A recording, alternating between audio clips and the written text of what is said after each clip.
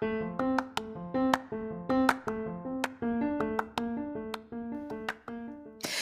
there, and welcome to the daily podcast where wisdom smacks us with kisses or love taps. I'm MichelleSpiva, a wisdom strengthening coach, your host, and practical priestess of wisdom. Mwah. Join us daily to gain wisdom and mental strength as we tackle innovative thinking, address emotional and behavioral life traps, and yes, provide you with some practical how to's to wrap it all up. So settle in or crank up the speed 2x, whatever gets your mental processes firing as we dive in. Stay tuned.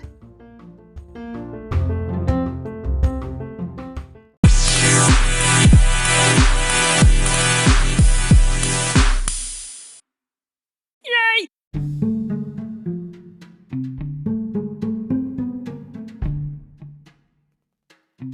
So, what kind of mood is she in today? I don't know. You go first. That ain't fair. Hey, this is MichelleSpiva, your practical priestess of wisdom, and I want to welcome you to today's podcast of Wisdom Smack. Oh, yes, as you can tell, we are going to be doing some training today. Join me as we do a wisdom skills training on maintain your stability. Yep, I'm going to see you on the flip, and I promise you, it's going to be good.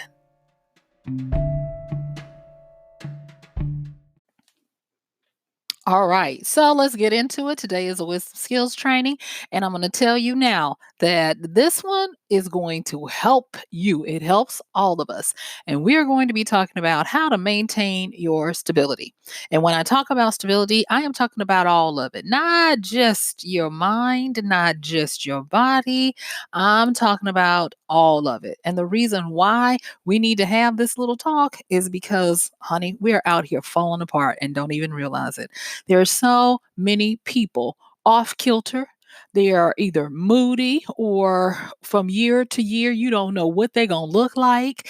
And I'm not just talking about weight and stuff. I am talking about people who are so far from their point of practical ability to live that one year they are bald, the next year plastic surgery and all of it. So it's a mess. Yes, it is. And I was like, "Ooh, I don't want to talk about this because I kind of feel hypocritical. Because I'll be honest with you, I have had to do some of the things that I'm going to talk to y'all about today. To maintain and to make sure that I am adhering to my contract. And yes, I'm going to talk about the contract, whether I want to or not. And as a therapist years ago, I took this contract and I made it, very serious. And I know I'm jumping ahead of my notes, but just bear with me because we're dealing with it now. And on that contract, there were certain things that I had personally agreed to myself that I would always maintain or do what I needed to. And I had let that slip in the last few years, trying to be so focused, trying to be out here in these streets, making it and doing it. And when I finally got up the nerve to look, because I knew it was going to be bad, I was like, oh my gosh, I am all the way off. And so I've been working to get back on that and just trying to, not trying, because there's no try, there's only do, and doing what I must to get what I need. And so bringing that skills training to you to maintain your stability. Trust me, you do this on your own and the things around you will change. People will not try you as much. Um, the things that tend to drain you a lot, they won't bother you as much. And so this is a real practical priestess kind of day. So let me serve you. Let me be, of service to you. Okay. So here we go. So the first thing I want to deal with regards to maintaining your stability is to deal with those things that tend to knock us off of our way or our path. So picture with me, if you will, the axis, the north and south axes of the earth. And the tilt, the slight little tilt that we've got going on. But in all of that, at this particular time, we have a North Star and we call it Polaris. And it's from the Little Dipper. And if you think of it in the northern sky, it is the center point of a clock of other corresponding stars. And it's in that bear, big bear and little bear constellation. Okay. Don't at me, astrologers. Okay. I'm doing what I can with what I got. Okay. So that's the best way I can describe it. And it has been so powerful that sailors who did not have technology have used it to transverse our earth. Um, Greats like Harriet Tubman used it to be able to go and free slaves and get them out of the South into the North with nothing but a wheel and a powerful way, which was that North Star. And it has become a metaphor for, you know, getting back right, getting back to your purpose, getting back on point. And so this is going to be about how to not stay off of your axes because you're going to get knocked. Trust me, you're going to get knocked off from time to time. But it is up to you to be able to have the tools, the way, and the power to reset. And so that's what we're really going to be talking about. How to maintain your stability is all about resets, all about getting back to what works, getting back to home base, getting back to reset, to default function if you need. If it gets real bad, you can just scrap the whole thing and get back to the default setting. And so that helps you because there are going to be times when things are so intensely emotional. These emotional situations are no joke and they come out of nowhere with a lot of times without any kind of forewarning, pretense, or otherwise.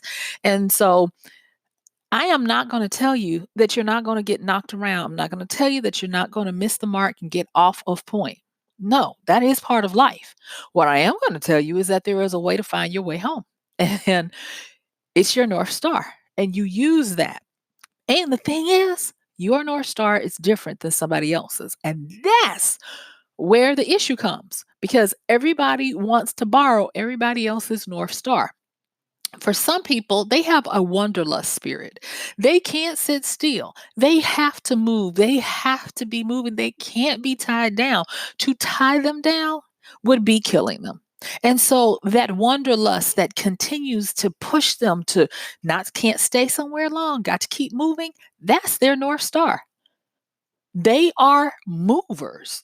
And I choose to believe, based on a lot of Wanderlust, true, pure souls, I believe that it is important for them because they have a unique energy that wherever they tend to go, they tend to balance and reset the physical plane, the physical earth, and when it has been balanced, then it's time to move. Now that's just my opinion and my theory of that, but it is it comforts me and it kind of lines up for me to make a understanding out of why Papa sometimes might be a rolling stone. Wherever he lays his hat is his home, you know? Because there are some people I'll be like, "How do you do that? I cannot do that," you know? But that is something that has, always been amazing to me, that everyone's North Star is not the same, and to try to say that one size fits all is not true. You see, they had to change that to instead of one size fits all, oh, honey, they have to say one size fits most, and that's still a lie. So dealing with intense, highly emotional situations can, and for a lot of people, will knock you off of your axes. It will knock you off of your stability base. You will, excuse me, you will find that you get disoriented and it is a trigger that you have to be careful of because there are a lot of situations out here that we don't seem to have control over, and they are happening to a lot of people.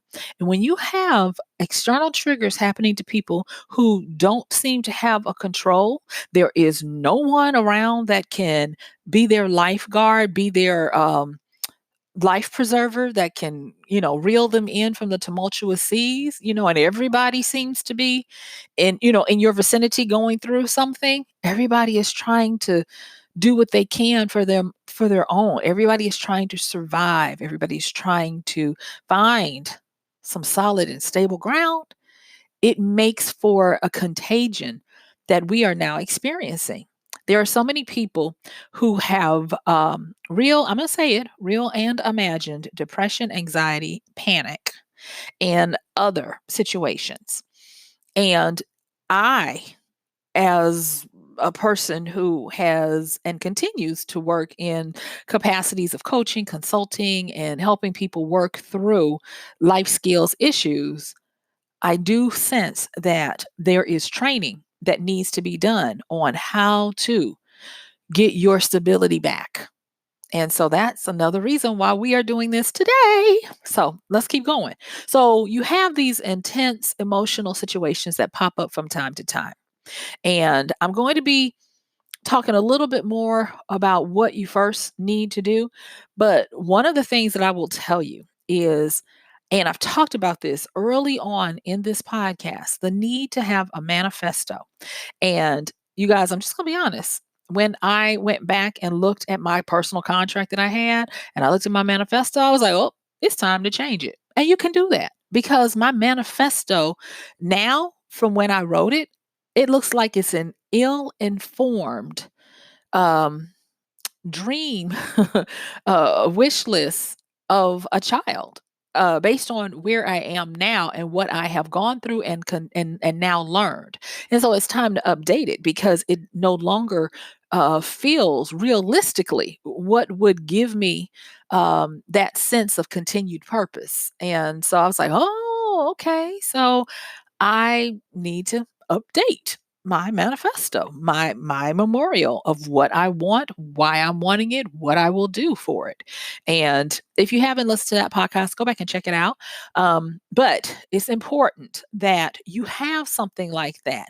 And even if you don't have something written down, which I highly encourage you to do, have like some bullet points, have something that you can quickly access because don't rely on your memory when all hell is breaking loose because your memory will turn on you faster than a red coat. Do not depend on your memory to remind you of what you said you are going to do, who you be, and what you want to have because it will get all discombobulated. All right? And so because of that, I'm going to tell you this, that when you deal with those highly emotional situations, you need to have something that you can turn to that is a quick reminder of who you are in the good times. And that document, manifesto, bullets on your phone hit in your secret folder, password protected, whatever. You need to be able to have that done when you're in your right mind. When things are going well and when you are not tainted with desperation because a lot of people write manifestos when they're desperate, and that's the worst time to do it because you write foolishness, you write stupid stuff, you write stuff that could sometimes harm other people because you're hurting. So don't do that. Okay. So the next the next thing, and I'm sorry, you guys, sorry about that. But the next thing I want to say is unexpected situations that can trigger fear and possible pain of loss, those are some big whammies, big ones. And they don't have to necessarily be personal. There has been a phenomenon that people are not aware of, but those in the healthcare industry are very aware of. And that is that we truly are all part of a network, whether you want to call it neural or otherwise. We are all part of a network. And now it has become apparent that when people of great notability pass, especially unexpectedly, that people who may have never met them fall into uh, real, not imagined, mourning and grief. And they, a lot of times, don't realize that that's what's happening. Or if they do, they're ill equipped to navigate through it because everybody around them is like, you know that person? What is your problem? I will tell you, back when Michael Jackson died, the world stopped. You can disagree with me if you want, but the energetic emotions of a lot of people was affected, whether they thought they had been Michael Jackson fans or not, because there was a shift in power.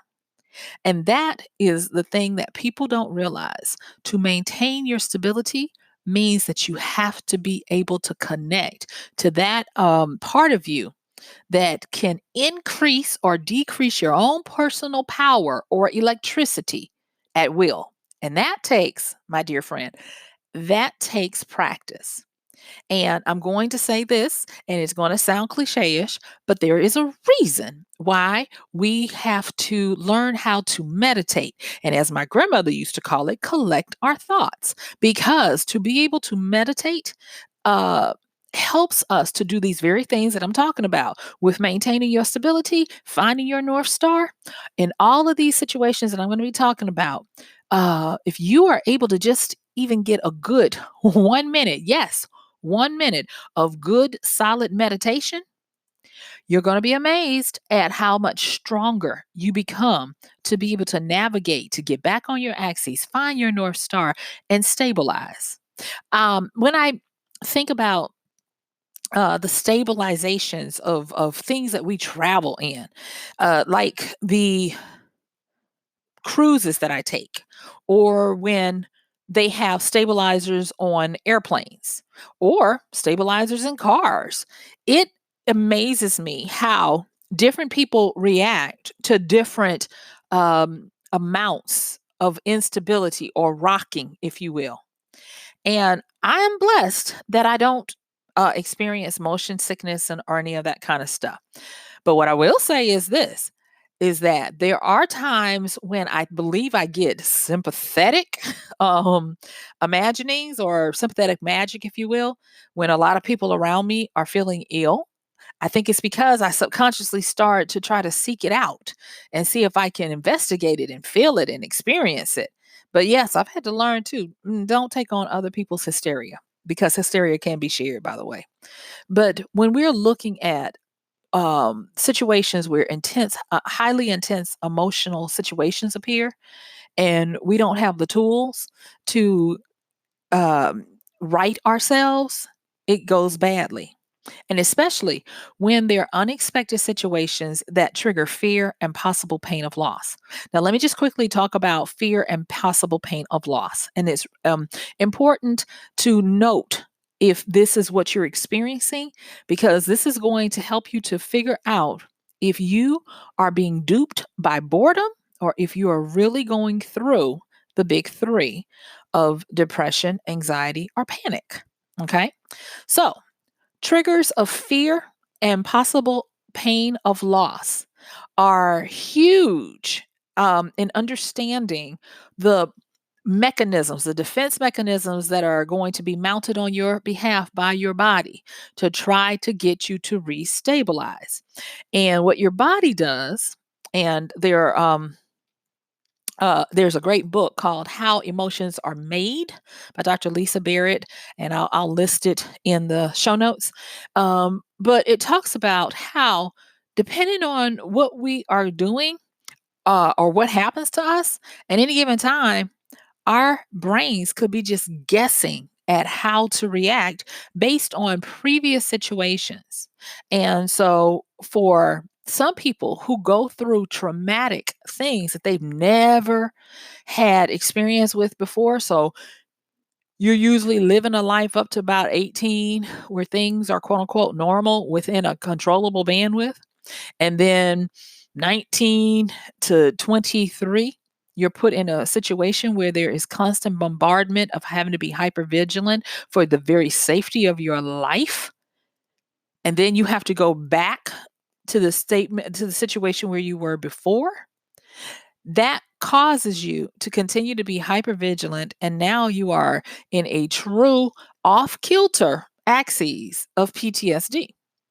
And people don't realize that it is because you have been under constant threat of fear of dying and fear of pain due to loss. You see, panic and anxiety are direct correlating factors of warning of demise, of death, fear of death. Depression it can be in that as well. And I'm not trying to cover all of the diagnostics of this. This is just, to keep it light so that we can understand what's going on. And but with depression a lot of times can be where you're using a lot of power and emotional energy to suppress stuff that you don't want to deal with. A lot of times people have in my, therapy community, from when I was practicing, they were arguing whether or not depression was directly a result of trying to ignore unresolved anger. Whereas some people were like, no, it's an avoidance of possible pain of loss. And I was like, they all sound alike to me. And so that is another reason why I am talking about being able to recognize, have diagnostic skills to recognize, have unexpected situations caused a trigger of fear and possible pain of loss. Because a trigger of fear of death, anxiety, panic attacks, possible pain of loss, depression, and way more other stuff.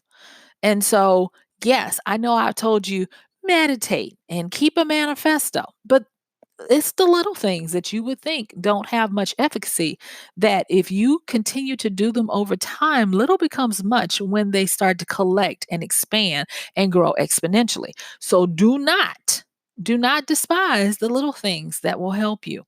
All right, because it's better to have a mitigation system of lessening things over time than when you're in a full blown um freak out or um, um, a nervous snap, a nervous breakdown. You don't want that. Okay. So next thing is recognizing abusive relationships. Too many times we don't realize that we're in abusive relationships. There have been people that have just had the epiphany that they've been going willingly to work every day to be in an abusive relationship and been blaming themselves. I'm not good enough. I just don't understand it like they do. Well, maybe it's something wrong with me. And it's all interdirected at you. So not only is the situation abusive, but then, and they're gaslighting you, you're gaslighting yourself. Now, I am not saying to go and quit that job before you have another one to replace it. But what I am saying is once you know better, you are encouraged to do better, removing yourself from the situation. Then the next one is, and I want to talk about this loss sensation, and that is losing focus on what to care about. This one right here is huge. That is because too many people have become trained to wait on others to tell them what to care about and what to be interested in or upset about. It is amazing how people are looking for talking heads, pundits, and people who have various opinions to know how to feel because a lot of people have become numb. And yes, numbness is part of depression. And so it removes the paradox of choice for you to have to process something, lest you open up that can of worms of all the stuff that you are angry about or that you are dreading or regretting. And so you're like, it's just easier to outsource the thinking of what to be upset about. And so that's how you can have somebody who hears a crazy conspiracy online and then they're ready to kill somebody over it. And when you ask them consciously, they're like, yeah, that's what I'm upset about. But subconsciously, all of that unrepressed rage, anger, fear, anxiety, panic, all of it, the cornucopia of it, the soup is what's fueling the outward actions because they now have permission to be angry about something that other people are angry about and that they could possibly say, well, it's because of that, you know? And it's starting to be where demographically you can see that people are doing this without even realizing that they have completely lost focus on what to care about. I'm going to say this, and it's very gross, but it's how I need to hopefully snap you out of the trance. Stop eating other people's vomit. Stop it. Give a care about what you care about. And if you don't care about what they are caring about, it's fine. Give yourself permission to be like, it's okay. If somebody, like, for instance, if somebody is having an awards presentation and some people get in arms about it, there is a difference that you don't have to pick up the bloodstained banner of theirs and wave the flag, but you can be sympathetic or if you want to be empathetic. That's fine. But if it is going to cause you to stay off of your axis, stay off of your stable ground, don't do it. And we've already talked about this other one of losing touch with your personal North Star, with your Polaris, getting knocked off of your axes. So I'm going to go on to the next one because I only have a few more minutes to give you some additional things on how to maintain. And that is, now this is big and I have been alluding to it. One of the things that I have found, especially recently, when I get an opportunity to talk with people who come and, want me to help them get back on their game and, get back into being able to be productive and caring and all of that, is that they have allowed boredom to trick and fool them into counterproductive behavior. And this behavior can range from anything from apathy and sloth all the way up to full blown drug addictions and destructive mental issues. Yes. And it is all because of, excuse me, boredom. Who would think boredom could be so malicious? It can.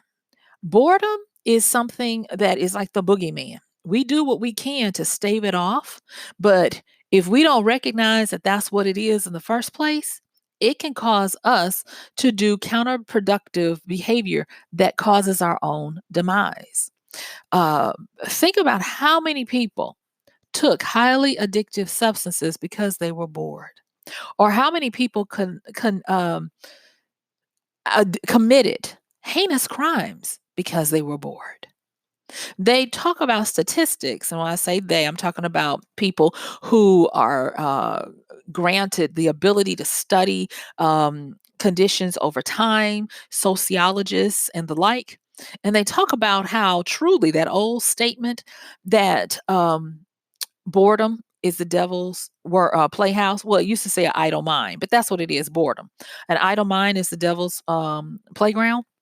It's true because when you have boredom and you're not skilled with how to change your state at will, you fall into highly impressionable a state of being where you cannot seem to connect with logic because you're so busy trying to find an external factor to knock you out of boredom that you're willing to do just about anything. Okay. And so this is the thing that I want to say here. There was a study done, I think it was in 2016, where they studied a lot of college age students who were in school, and a lot of them reported having depression, anxiety, and panic attacks. And when they went and did a diagnostic on them by qualified professionals, they found that as much as 82%, I think it was 82%. Well, I know it's in the 80s, 80% plus, we'll just call it that, did not have anxiety, depression, or panic attacks. They had full blown cases of unresolved boredom. I was like, how you like that? Boredom, people, boredom. All right. And so I'm not going to say that this works all the time because depending on how long you've been in a boredom state, you could have possibly triggered depression, anxiety, and panic. And I'm not trying to diagnose anyone. We don't, medical disclaimer, we don't practice medicine here. We don't try to predict or prescribe or diagnose. I'm just giving you some instances. And I will say, not but, and I will say that boredom is usually a state that can be changed, like wakefulness and sleep. Yes, boredom is a state that can be changed. And so, if you are able to do something healthful to change your state at will, easily, where it doesn't come back for a prolonged time, you might be dealing with boredom instead of depression. Because depression, you try to treat it like boredom, and depression will whoop your tail. It will make you sick. It will put you in bed. It will do some things to you. So boredom and depression are decidedly different, but they do have mimicking factors. Okay. So now let's talk about some of the things to help you start maintaining, because this is about practicality. Like mentioned before, I want to encourage you to do two things. If you can't do anything else from listening to this podcast, do two things for me. And those two things are, I want you to have a current power statement and a quick manifesto. Keep them on a notes tab in your phone or whatever you have on your personage so that they will help you to navigate back to your North Star. And your power statement will have an I am statement in it. I am such and thus because such and thus, or I am such and thus to do such and thus. You want to start off with a state of being, and then you want to transition into a state of doing, and then if you can, having. That's the best way to set up a one sentence power statement. You know, I am such and thus because I do such and thus, and therefore I have such and thus. Okay. The next thing is with that manifesto statement, start out with 3 to 5 things that you are manifesting in your life for the good. They should not cause harm to others, and they should also, if you can, cause you to create a win win situation for you and the world around you. And then, if you can, include meditation. All right. Meditation of 1 minute minimum. If you can, get up to 15 to 30 minutes if you can. All right. And so, as my time is quickly coming, I'm going to have to rush these two, but I want to say them. And that is to make a tangible contract with yourself, to do a periodic stability check, and then develop an understanding on what it means to be stable for you personally. This includes your mind, body, social, and environmental state. And so, I have got to close this down because guess what? My time is up. I thank you for y'all's. Thank you. But you can maintain your stability. Make sure that real fast you have your power statement, manifesto, you meditate, and then you have a personal contract to do a stability check-in periodically and develop an understanding of what it personally means for you to be mentally healthy, bodily, socially, environmentally. This is Michelle, your practical priestess, and I got to tell you bye. See you tomorrow.